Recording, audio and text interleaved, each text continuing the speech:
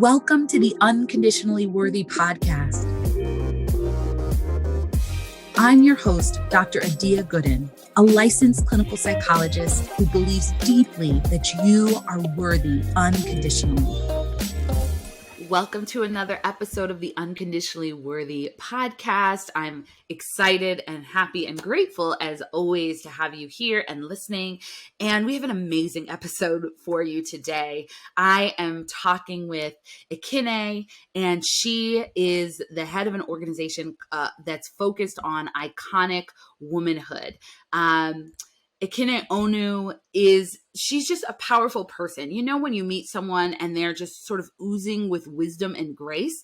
Well, I've only met her virtually, and that is how I felt. She shares so much insight and wisdom. She talks honestly about her own journey. She talks about what iconic womanhood means to her, and it's really powerful. And we also think and talk about how you step into the power of womanhood, the power of femininity, and some of the challenges that you may experience along the way, as well as ways to overcome them, to get in touch with yourself, to live an authentic life. So this is just an incredible conversation. I know that I feel really honored to have been able to talk with Ekene and learn from her, because she really is a wonderful teacher. So I want you to tune in. You're going to really hear a lot that is going to uplift you and inspire you, and I think going to make you rethink how you can claim the power of the femininity that you have in you. So tune in and listen, and know that this isn't just an episode for women, right? Certainly we center women in this episode, and if you're not a woman, I think you'll also gain a lot from it. So let's get into it. So I'm very happy to welcome Ekene Onu on the podcast today. She is a mindset and transformational coach and an expert on feminine leadership and power. And following a career of 2 decades in the world of pharmacy, she reinvented herself and underwent a personal revolution to reclaim her feminine power and choose to create a life of passion and purpose. To begin a career as a transformational coach, she received her training from several notable institutions such as Georgetown University and the Institute of Social and Emotional Intelligence. Today, she is the chief principal of Refresh with Ekene, LLC, a coaching and consulting company, and the founder of the iconic Womanhood brand. Through these, she has built a community of intentional women who live soulful and purposeful lives. She also leads workshops and retreats globally and has been featured in various media publications for television and magazines in both the U.S. and Nigeria. So, Ekene, I'm so excited to have you on the podcast. Welcome. Thank you for having me. I so appreciate that. And I love the name of your podcast, Unconditionally Worthy. So thank you for having me here. I appreciate Thank you. Thank you. Well, I'd love to start our conversation the way I always start conversations with guests on the podcast, which is by asking you to share a bit about your own self-worth journey. It's a great question. I think that's a journey that we're always on, right? I think it's until the day we leave this earth. We are becoming aware of who we are, aware of our value and our worth. And then that gives us the impetus and the energy to do more and more of God's work on this Mm, earth. So, I would say, I was born in the US, but I left the US when I was about 7 and moved back to Nigeria. And that's where my formative years were spent. And so I'm very informed by our culture, our mm, traditions, our way of experiencing life. And, I was a good Nigerian girl. I'm the firstborn. I'm the mm, first daughter, and I'm Igbo. And in our culture, they call first daughters Ada. And the Ada, that title, comes with a lot of responsibility. mm, And the responsibility, and it's sort of a way we look at women too, is this idea that in order for you to be good or worthy or valuable, it is really about you doing for everyone else. So the Ada, mm, especially, I heard this all through my life. You're the Ada. You're there. If you're sad, Come on, what are your younger ones going to say? You just suck it up. Mm. Come to the kitchen. Everybody else is playing, and I want to play too because Mm. I'm a kid. But no, you're the adult. You're only 8 years old, but it's your Mm. job to come and do the work. And so over time, you learn through that, programming that your value is in your service to others, and your value isn't about how other people think you are adding to them, right? And Mm-hmm. you learn to put your needs, your desires, your hopes, and even your self image on the back burner and look Mm-hmm. to others to define that for you. And I Mm. remember when I came back to the US, I was 16, really, um, first time ever. And it's only recently that I started to really process it was a wonderful, my parents were trying to do the best they could for me, right? They sent me here for college. We graduate college a lot younger. Mm. uh my parents lived in Nigeria, my whole family lived there. I came alone, and Oh, that wow. was what people did, right? It wasn't Mm. unusual. I had a lot of friends. In fact, it was a privilege to be Mm. able to go abroad for your Mm-hmm. university education. And but I never really thought about the trauma Mm. that was associated with that, because now I am a Mm-hmm. mother of my last is 16, and I just look at this baby, right? And Mm. I'm like, I can't imagine her going off to another country that she has never. I mean, I was born here, but I had very few Yeah. memories. I only remembered peanut butter, right? And a few little weird things, right? I had very few memories, like, the Whopper. But Mm. not all my memories food centric. Anyway, let's get back to this, right? But you come, and it was so foreign to me. Mm. And I was 16. I was a baby. Yeah. And you're trying to then also figure out who you are, as now you're now adding other things to the mix, right? So first you're a girl, you're trying to figure out yourself as a girl, and then Mm-hmm. you're an Igbo girl, and then now you come to the US where you discover you're black, right? Mm. And then Mm-hmm. what that means for this culture, right? And Mm-hmm. not just that you're black, you're still black and African. So there's a Mm. secondary layer. So you're dealing with people who look at you strange because you're African, who are black like you too, by the way, Mm-hmm. and white, same. But then you're dealing with this other race layer, and you're still trying to navigate, trying to get through school.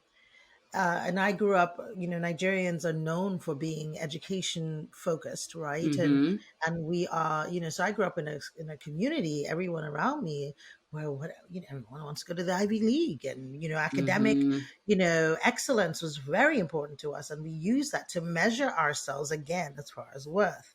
And in fact, when I decided to study pharmacy, it wasn't even so much that I decided to study pharmacy. I wanted to study creative writing, Mm. but and it's funny, let me tell you, my mom. So my mom, when I had a conversation with her about what I wanted to study, she said, "No, you cannot. You can Mm. either be a doctor, you can be a lawyer, you can be an engineer, or you can be a pharmacist. Pick one." Mm. Right?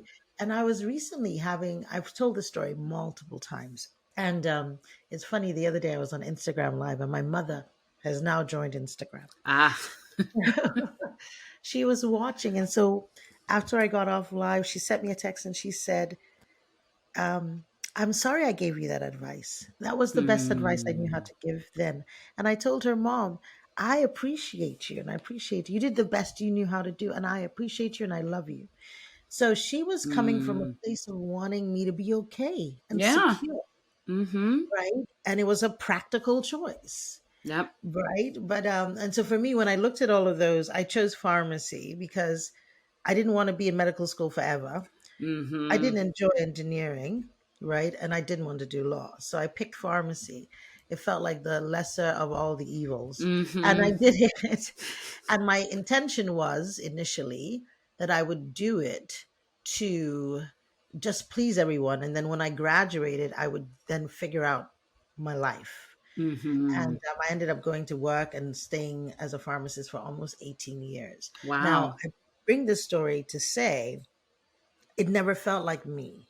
Mm. And in fact, for a lot of my friends group at the time, it was so bizarre to them, right? It's like, Mm, how are you doing this, right? So it added to my sense of a lack of self-worth because I'm not mm, myself. I didn't even, and I mm, started to get lost more and more and more. As the years went on, I became more and more lost and unsure of mm, who I was. Like, when you're a child, when you're a girl, you have more clarity, you have a bit of clarity. I think mm-hmm, babies are born with the most clarity because mm. they're just living life. Like, I want a hug, I want Yeah. chocolate. They have Mm-hmm, certainty in their desires mm-hmm, and they're unapologetic about it. It's mm-hmm, interesting to me when I refer back to the scripture that says that we need to be like children to access the kingdom of heaven. mm. Because children are expressive, they are clear, they're not masking, they're not Yep. carrying the burdens of your problems. This Mm-mm. is what I want. This is who I am. I want to Mm-hmm, twirl today. I want to be a mm-hmm, ballerina in the middle of the subway. That's what I uh-huh, want to do, right? They are mm-hmm. present. But for us, Yes. we start contorting ourselves and distorting Mm-hmm, ourselves. And over time, I had done all of that. mm, And I found myself lost. Even mm, though on paper, I looked the part, right? On mm, paper, I was a pharmacist. I was earning this coveted six-figure salary that would mm-hmm, tell us, right? I owned a home. I was married. I was a mother. I had ticked all the boxes, mm-hmm, but I was so disconnected from who I mm, was in my soul. And I felt really lost. And mm, it was very painful as well, because, and I find this with a lot of women that I connect with, and often when I'll go into a large, an organization or I'll speak and I'll share, usually, so I do quite a bit of speaking, but a lot of times when I'm done speaking, there's a hush that falls over the mm, room because soul work isn't that rah rah. It's this mm, awareness that goodness, it's the awakening, it's mm, dawn, right? mm-hmm. And initially I was like, why? When other people speak, it's like, yay! And when I come, people are like, but then after they'll come to me and say, you spoke to my soul, and oh my God, Mm, and I'll get messages and letters. And sometimes there's grief that accompanies the sense of possibility that someone like myself will wake up in you because you mm, realize that you spent so much time, money, and effort creating a life that you mm-hmm, don't want to live. mm. That is And really powerful. That is really powerful. I mean, so much of your story, I think there are so many people who will relate to it, right? Being the good daughter, being the good child, taking care of everyone else, and sort of modeling your life after what your parents wanted for you. And very, as you said, well intended because they wanted you to be safe, they wanted you to be secure, and they thought that would make you happy. And so you spend decades pursuing something and then wake up and look around and say, well, I have all of the things that I strive for, but I don't feel like myself. It doesn't feel like me. There's a disconnect. There's something missing. There's something off. yes, yes, yes. Absolutely. That owning that, right? Because I think that feeling, like you said, is very common. Mhm.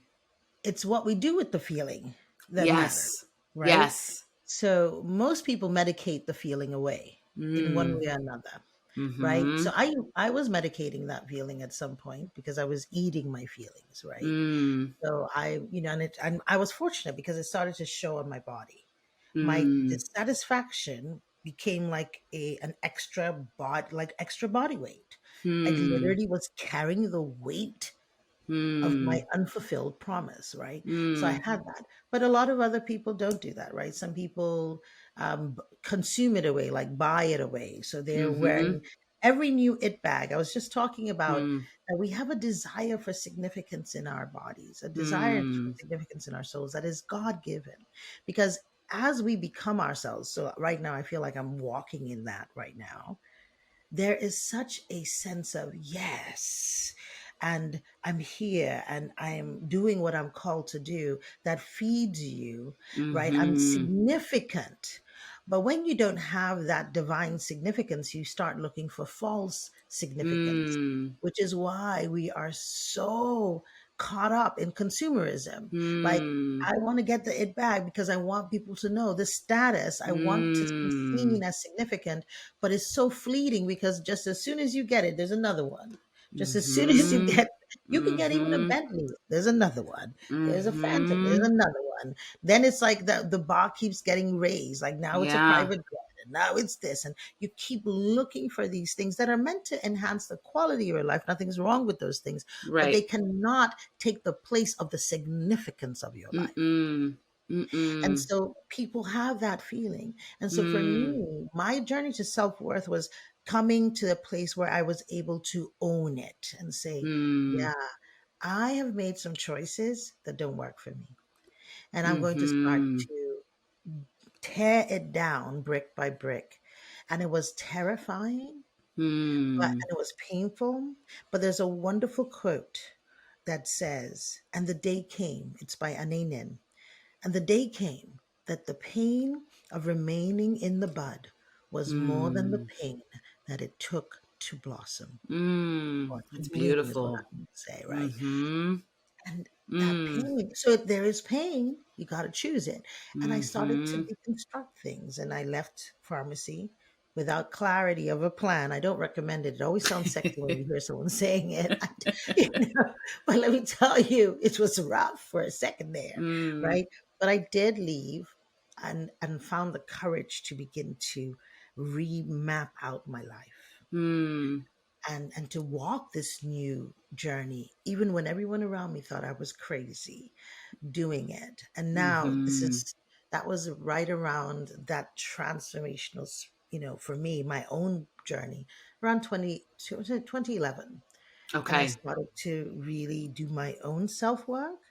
My own journey started to change, right? And Mm. a lot of things change as a result. And that's another thing because a lot of people, women especially, who are relational, who, we crave stability and security. And Mhm. so even when it's not perfect, even when it's not like Mhm. great, that whole idea of the devil, it's like, listen, I at Mhm. least know this. There's stability even in this discomfort. There's Mhm. security even in this scratchy blanket that I'm holding over myself, right? I'm not sure that I want to let it go. This bird in the hand that's pecking my hand to death, right? It might Mhm. still be better than these two, whatever you're Mm. saying is out there in the bush. And so it Mhm. is hard, right? And because there's with every opportunity, with every gain, there's loss. And Mm. so as Yep. I became more of myself and became aware of my strengths, my weaknesses too, aware of the things that I was doing. Because I say to people, I used to be toxic.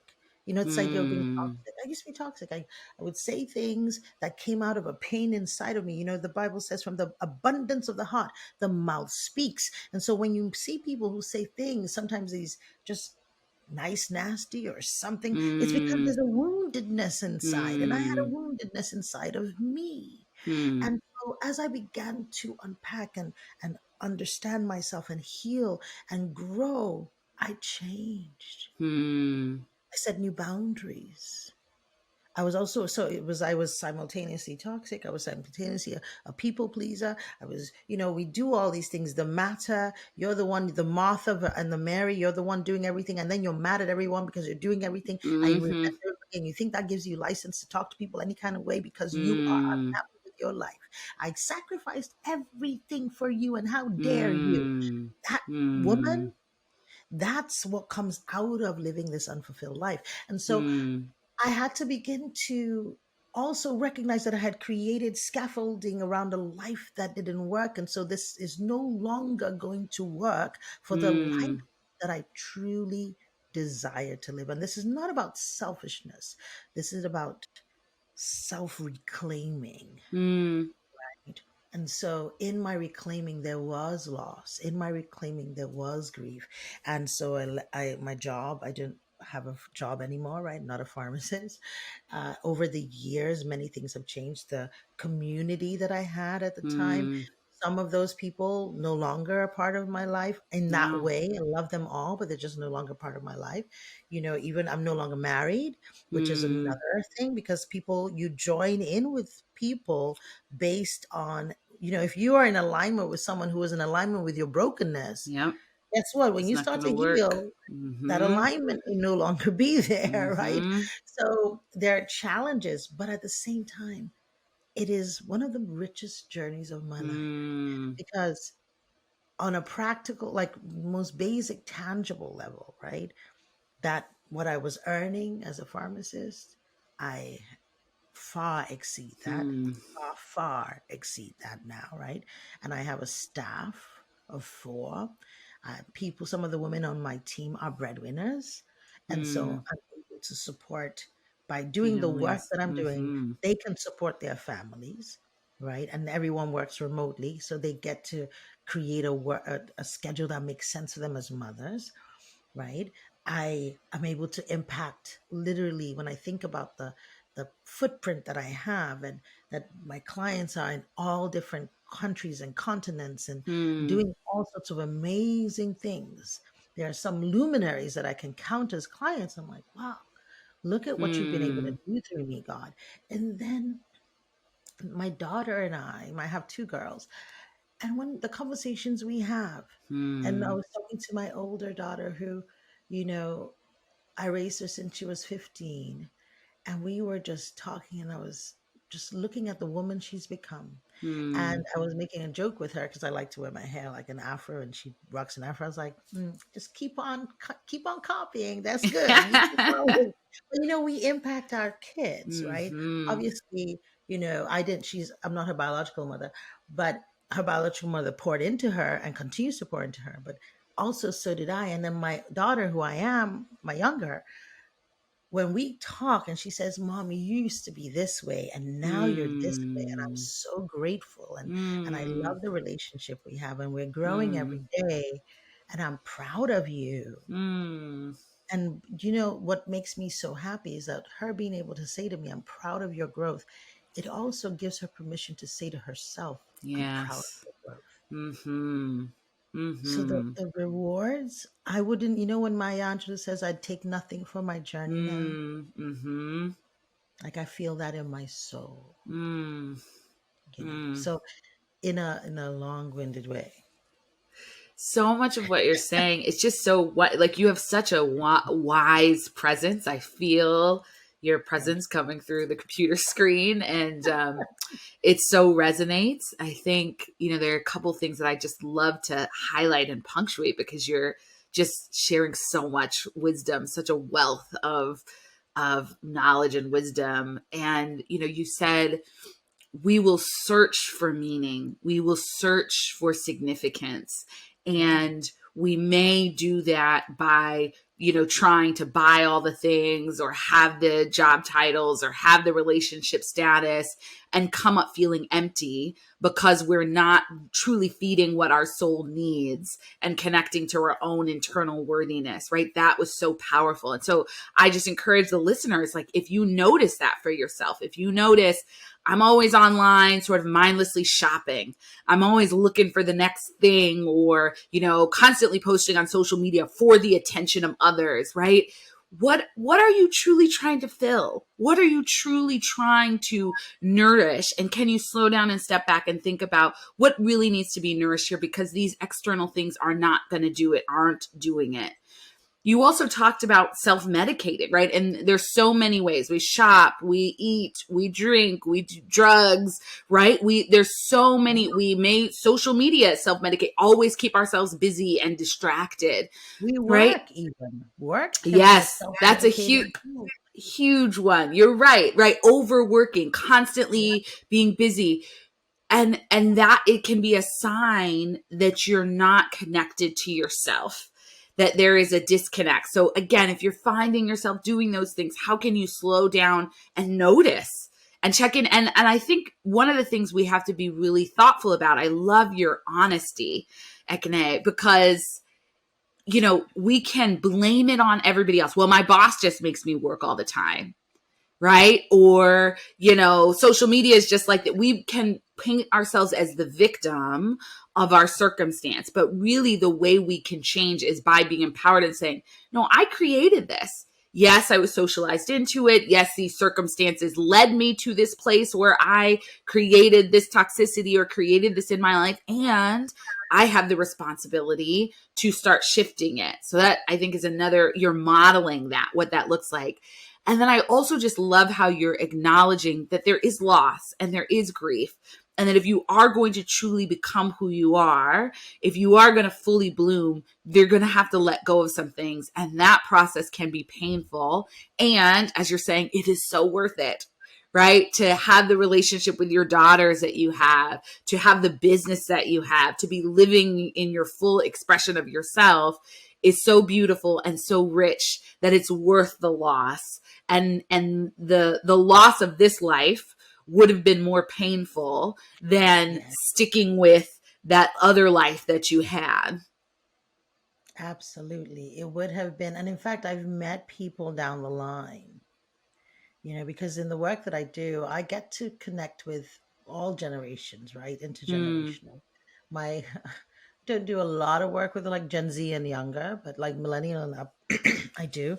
And I've had the opportunity to talk to women in their 60s. mm, And sometimes you meet women in their 60s who still have the courage and energy, because your energy declines as you get older, to say, you know what? I'm going for it. And that always mm, makes me excited. But then you meet women who life, because I tell you, life's, right? And mm, you go through life, and based on whatever you've been through, your process and the way you show up, you might look different. I'll tell you, the thing about living a life of purpose protects. That's mm. why for me, when I walk through, like, there's, and if you haven't picked up by now, dear listeners of Unconditionally Worthy, I'm a closet preacher. So I'm a drop a Bible verse or two, right? Because, and not for any other reason, but because I literally, I mean, I eat the word and it feeds me. But Mhm. there is what it was, and I just lost my train of thought. I was talking about purpose protects. Oh yes. So the scripture that says, you'll walk through fire and the Mm, smell of smoke will not be on your mm, clothes. I feel like I mhm. want to say that in a Nigerian accent. You will walk through fire. Ah, and the smell of smoke will not be on your clothes. Mm, When we read that, we always read these things, the scripture, as purely from a supernatural blessing standpoint. Like mm, God is going to do something from the heavens that will allow me to walk through fire, and the smell of smoke will not be on our clothes. And we do know that God can and does. Miracles do occur. But what I've also learned is that when you get into what I call divine alignment and you are walking in the ordained path for you, and you are walking in purpose, the way you walk through fire, your attitude, your perspective, mm, everything changes. The way you show up, such that people look at you and they're saying, goodness gracious, I heard you went through all of these things, but I don't mm, see it on you. mm, You mm, don't look the way I think you should mm. look. You're Your not burned life up, looks good. You're not not burned up. You charred. can go through a storm or you come through a storm. Some people go through life and their wig is askew, everything is upside down. And other people, they come through. They Mm, come through and they're like, yeah, oh, that was the storm, all right. But I mm, use the energy of the storm to take me to this next level. And that's the mm, value of purpose. But you see, sometimes I meet people later on in life, and because they haven't been purposeful, they don't quite know their purpose, haven't really had the courage to walk in it.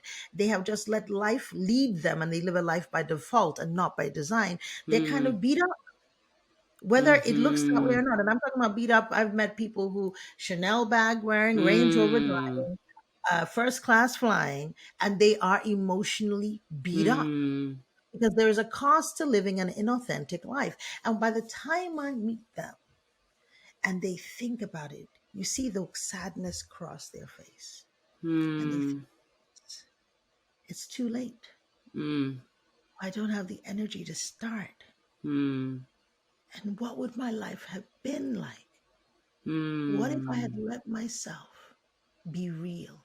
What if I had let myself be me? What if I had mm, let myself be loved?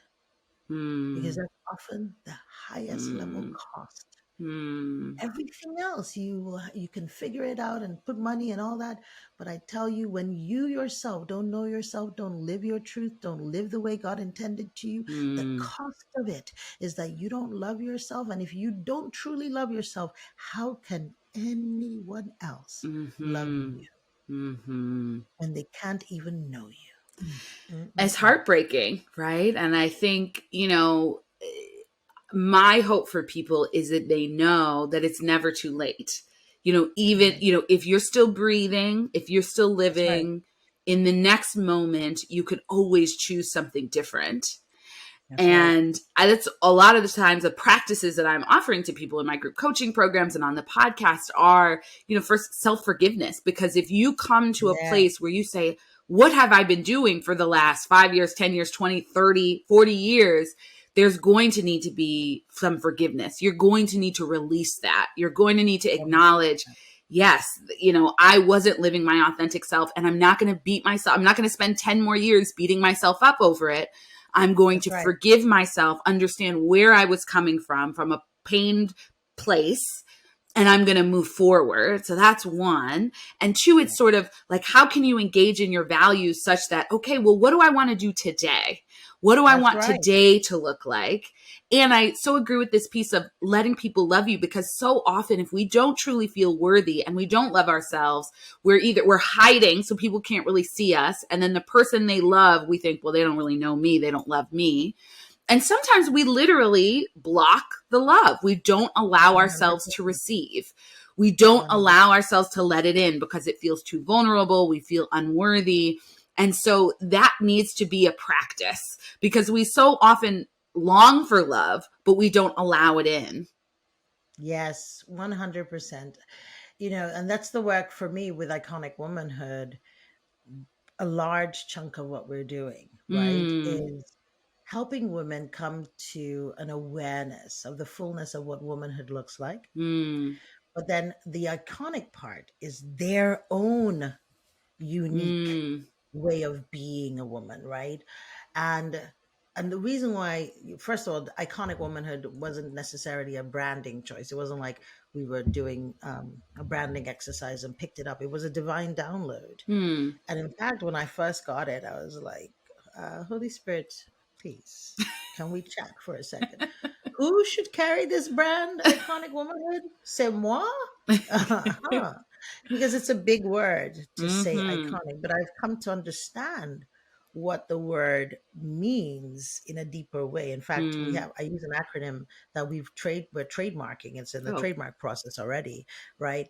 And it's being a woman who is inspirational, who's Hmm. courageous, who's original, who's necessary, who's intentional, and who's compelling. And Hmm. all of these things are all of us, right? And I believe the word iconic really, for the reason why God wanted us to use that word, if I may use that term, is because he wants us to be called higher, Hmm.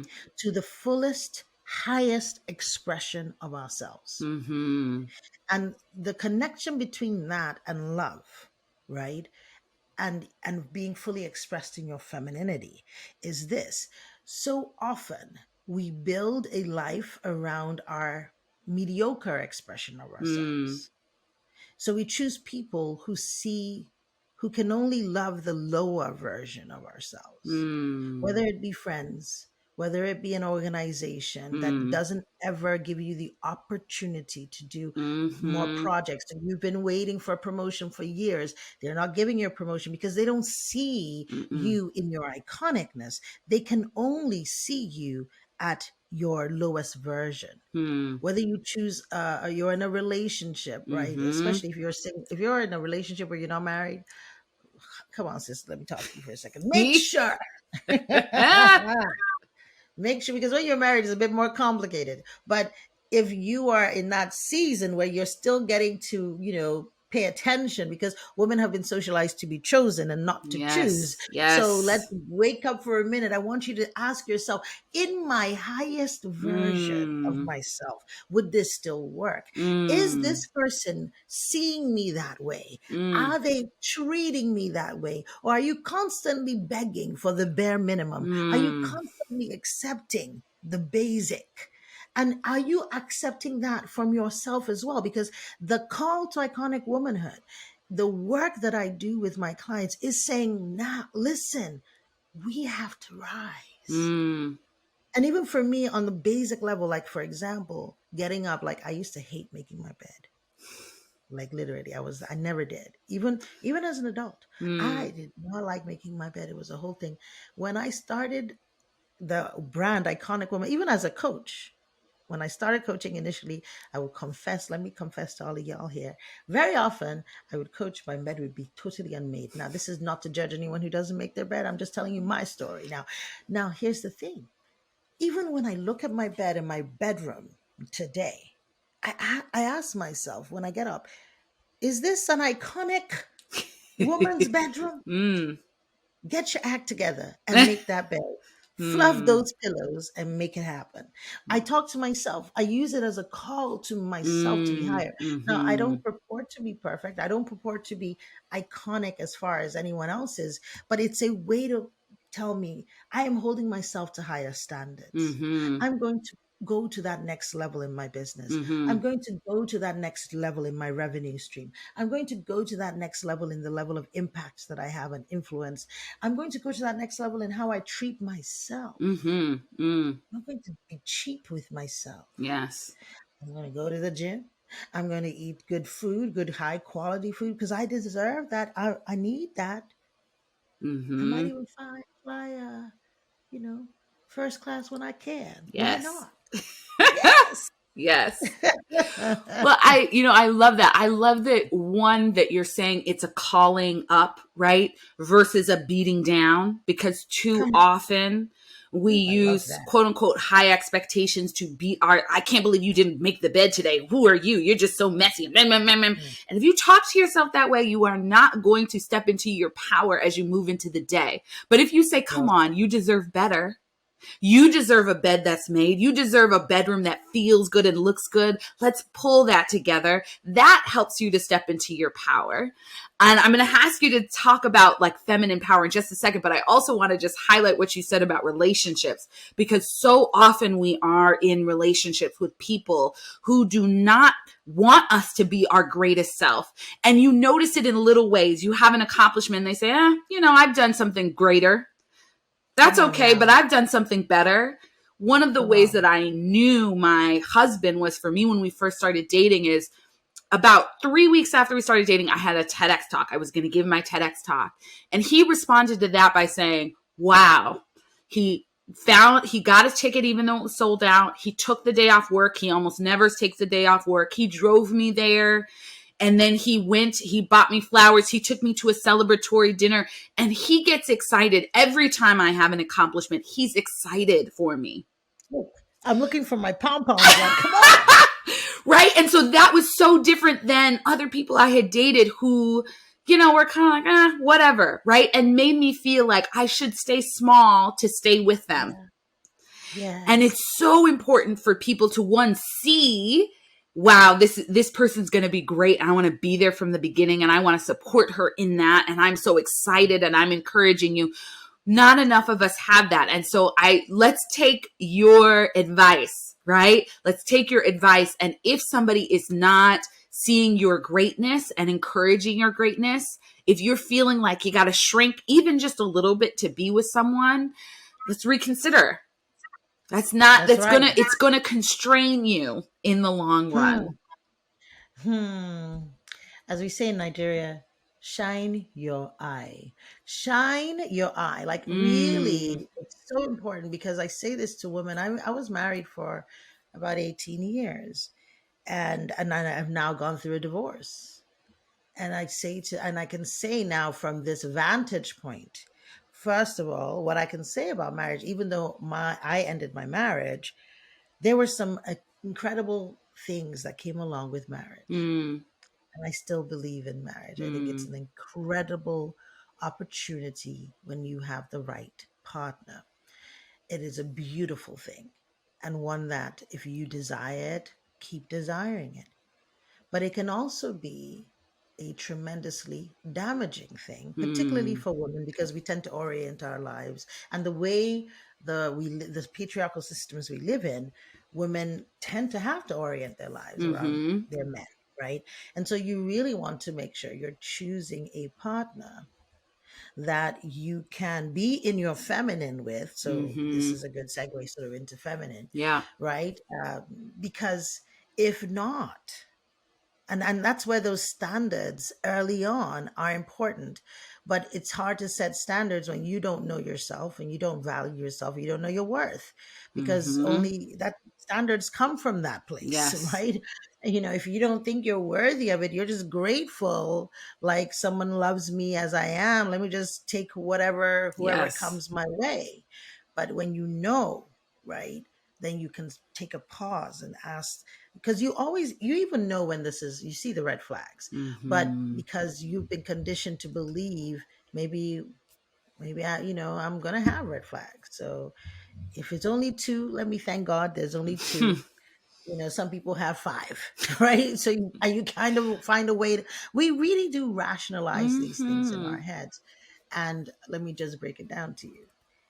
Majority of divorces are initiated by women. We Mm. know this, especially around what the season that I call, well, I don't just call it that, the wild woman season. So I teach on Mm. the seasons of womanhood. There's the girl, there's the maiden season, the mother season. A lot of times people get consumed in motherhood, and so even when things aren't working, you're a mother. You don't have time to Mm. think about anything else. Mm-hmm. But then the wild woman season, which usually you start to enter into your empty nesting season just a little bit, or the kids don't need you as much, huh? That's when you start to see a lot of divorces being initiated, Mm. because that's also when women start to come into a place of self actualization. And they're like, wait a minute, this does not, I can't accept this anymore. Mm-hmm. Right. And so you start to see breaks at that time. Now, the other thing let me give you some other statistics. Divorce can be very costly Mm. for both. People think it's just men that pay the cost. Actually, that's not true. A lot of women pay a Mm. tremendous amount of money, emotional pain, Mm. and more in divorce. These days, Mm. it's more and more common for women to pay for child support, more and more common for women to pay palimony. Let me talk to Mm. y'all about your money, honey. So it's more and more common. And even if you don't pay for any of these things, just your lawyer's fees, whoa. And the Mm. cost of a divorce emotionally, because some people just feel like, if it doesn't work, I'll get a divorce. I still maintain this, even though I have come through. In fact, I'm doing a series on my email list about things people can do to reclaim their womanhood after an experience like this. Mm. But I used to say this before I experienced this, and I still believe that there's truth to this statement, is that, when you marry somebody, it's like two pieces of paper that come together, that are glued together. And when you pull apart, which is what a divorce will do, right? Sometimes when you imagine two pieces of paper, Mm-hmm. depending on how you pull it apart, you might be left with gaping holes in each one. Mm-hmm. Nobody will be Mm. whole.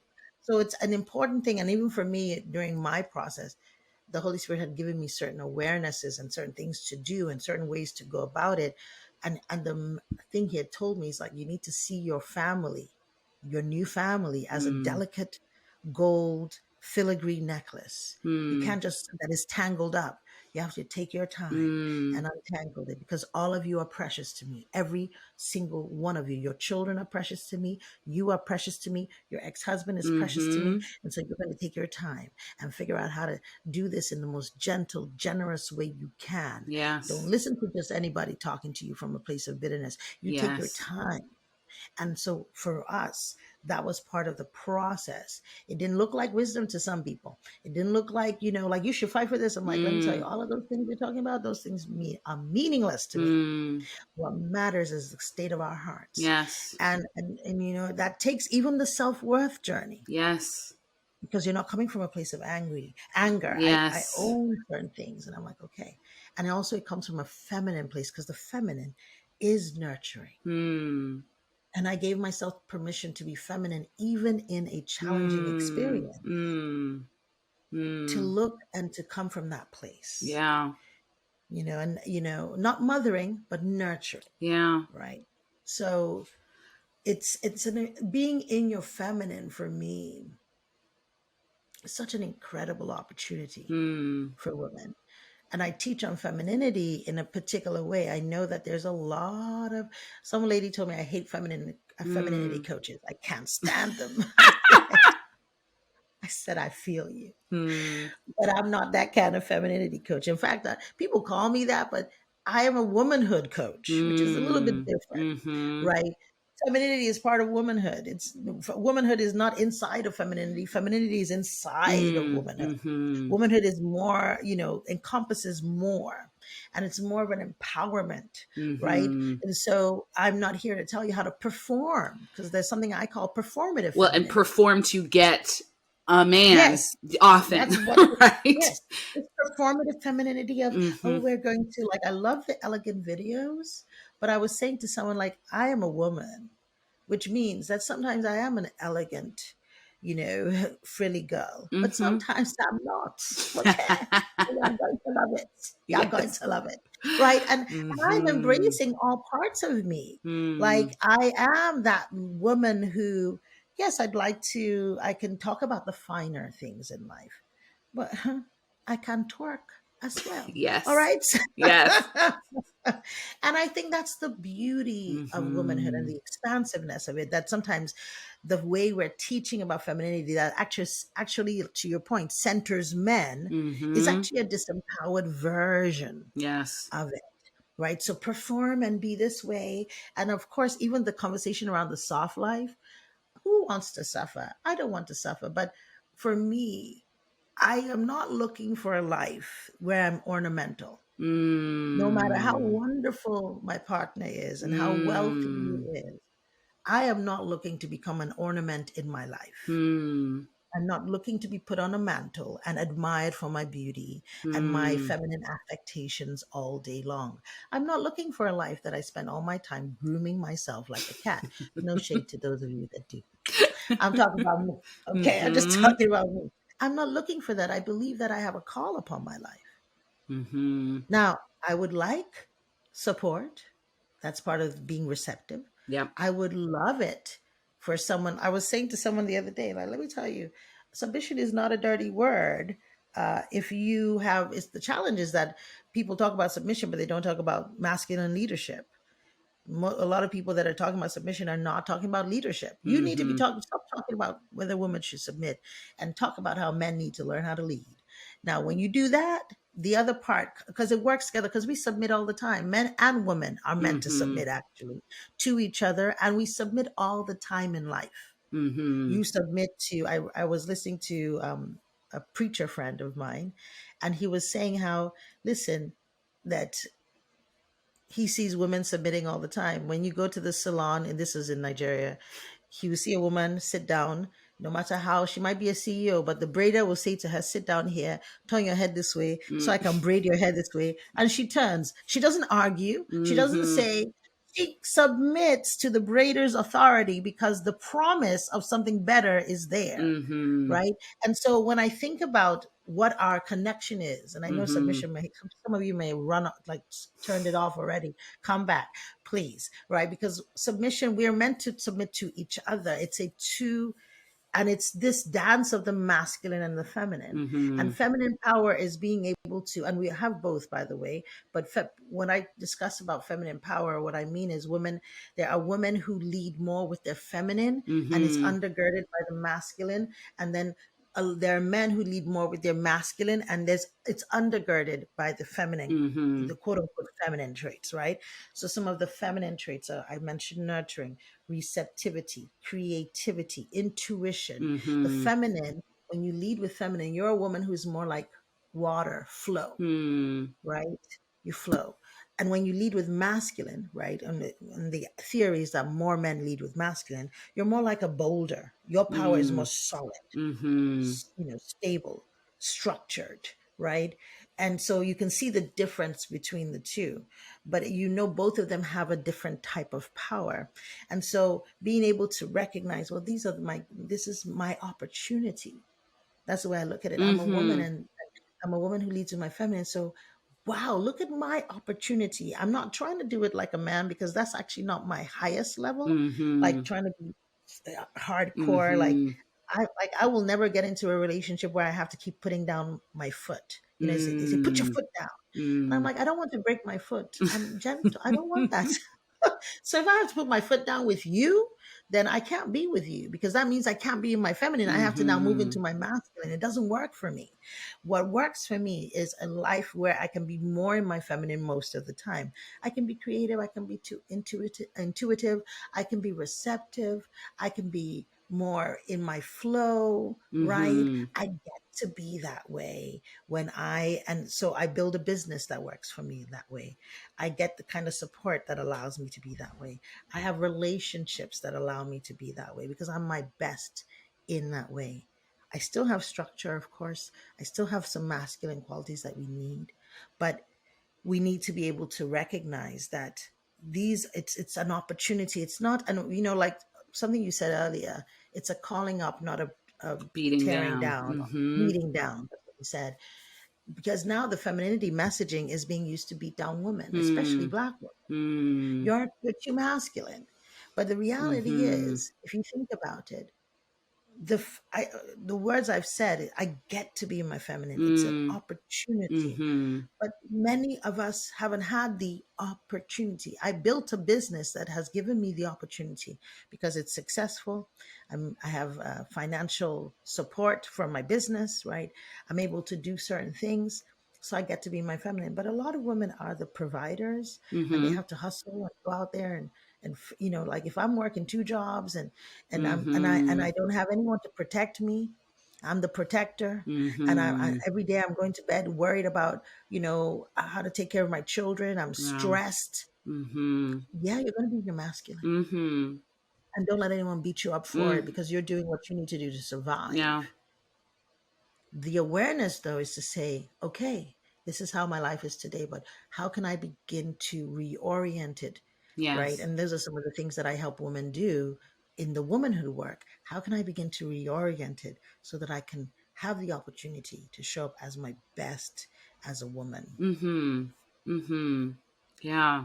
Thank you for breaking all of that down. It's really, I think, powerful. And I think it's going to, just like spark some thoughts for people, right? Is how do you think about connecting to your masculine side, your feminine side? How do you step into power? Because so often the way we think about power is just masculine, right? And it's like, Yeah, if you're going to be powerful in this world, you need to put on armor, you need to be hard, you need to be aggressive, right? Like that's our conception of power. And I love that you focus on helping women to claim the power in their femininity and their womanhood, right? That there is power that can feel soft and nurturing, right? Even when you're talking about your divorce, right? There's a way of claiming your power if you're saying, I'm going to stay true to who I am and to how I am and how I want to be in this world, even in this divorce.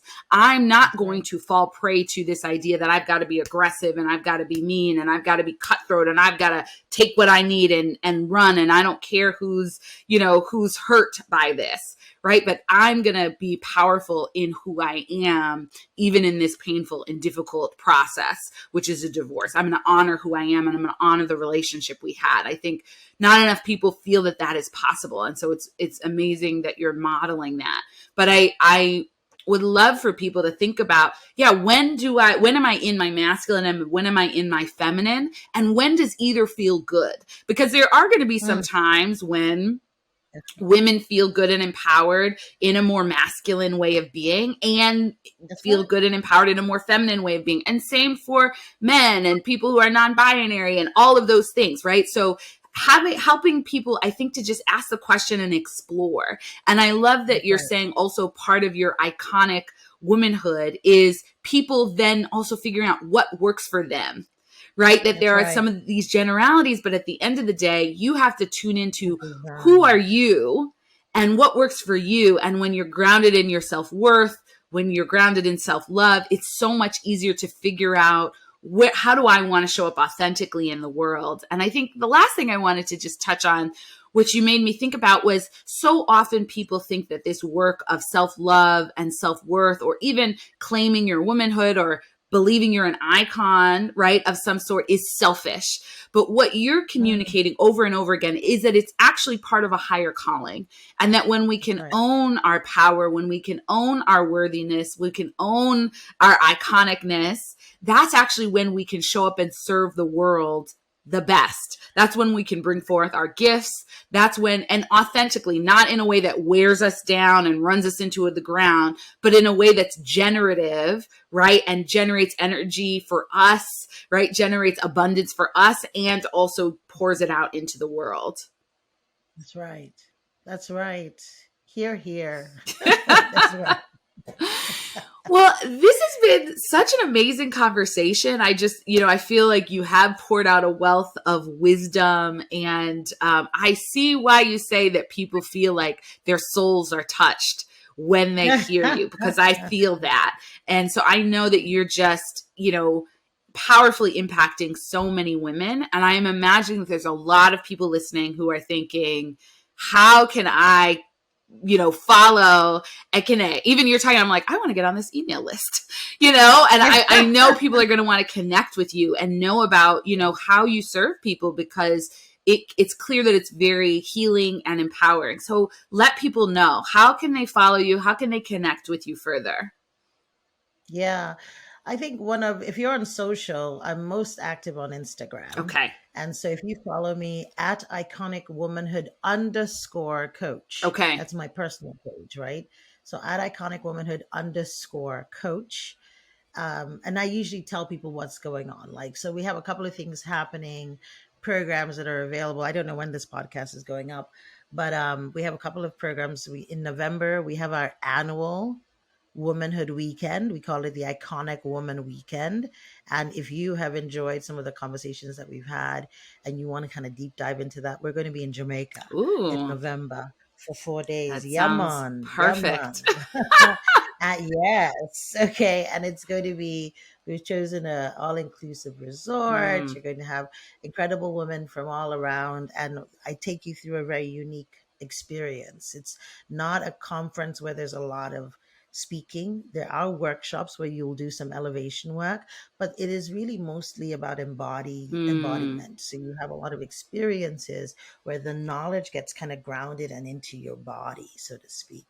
And it's just, this is our 8th annual. Oh, wow. We just love doing it. Yes. And we're intentionally fairly intimate. So we're getting close to our numbers. Okay. But yeah, we're intentionally, it's not going to be hundreds of women, so you won't feel lost in it, right? It's perfect for that woman who is working really hard and just saying to herself, I need something.